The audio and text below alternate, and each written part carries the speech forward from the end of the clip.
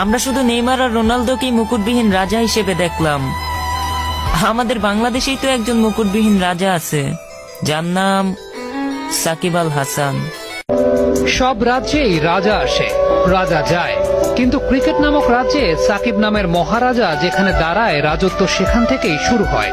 সাকিব যে আপনার সেই প্রথম প্রেমের মতো, যত সময় যায় স্মৃতিগুলো মলিন না হয়ে নতুন রূপে ধরা দেয় আপনার মননে, মগজে, অনুভূতিতে। ক্রিকেট যদি একটা বিশ্ববিদ্যালয় হয়, তাহলে সেখানকার সাইকোলজি ডিপার্টমেন্টটা সাকিব আল হাসান। সাইকোলজি যেমন অনলি সায়েন্স উইদাউট ডেফিনেশন, ঠিক তেমনি ভাবে Shakib Al হাসানও only cricketer without definition. তুমি আমাকে একটা সাকিব এনে দাও, বিনিময়ে আমি তোমাকে একটা গোটা ক্রিকেট রাজ্য দেব।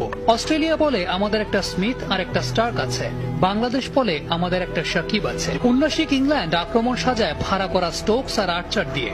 বাংলার সমর কৌশলে রক্ষণ আর আগ্রাসনের প্রতীক ঘরের ছেলে সাকিব। গোটা বাংলা থেকে যা বেরিয়েছে একটাই, ভুল। গোটা বিশ্ব থেকে সাকিব ওই একটাই বেরিয়েছে। সাকিব যে একের ভেতর অনেক, সাকিব যে ক্রিকেট রাজ্যের এক বিদ্রোহী রাজপুত্র। 22 গজের ওই রাজ্যে সাকিবের সামনে দাঁড়ানোর যোগ্যতা রাখে কজনা। কজনা সাহস পায় সাকিবের ওই রক্তচক্ষুকে চ্যালেঞ্জ দিতে। বনবাসে যাওয়ার আগে কে পেরেছে সাকিবের রাজ্যে